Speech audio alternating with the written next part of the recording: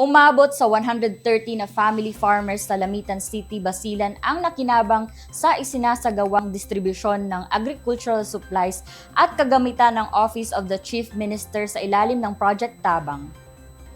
Kabilang sa ipinamahaging tulong ang mga mahahalagang inputs at kagamitan na layong mapataas ang produksyon sa sakahan at mapatibay ang kabuhayan ng mga magsasaka sa iba't ibang barangay at bayan sa Basilan. Isinagawa ang aktibidad sa covered court ng Barangay Colonia noong April 9 na pinangunahan sa pamamagitan ng pamumuno ng opisina ng Office of the Chief Minister.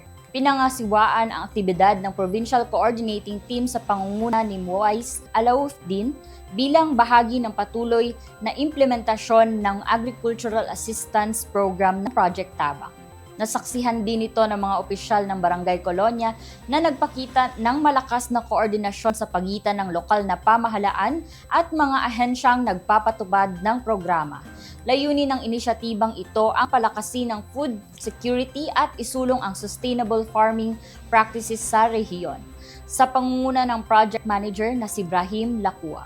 Sa kabuuan, patuloy na pinalalapit ng pamahalaan ang mga serbisyo sa mga magsasaka upang matiyak na ang kaunlaran ay umaabot sa iba't ibang komunidad ng rehiyon.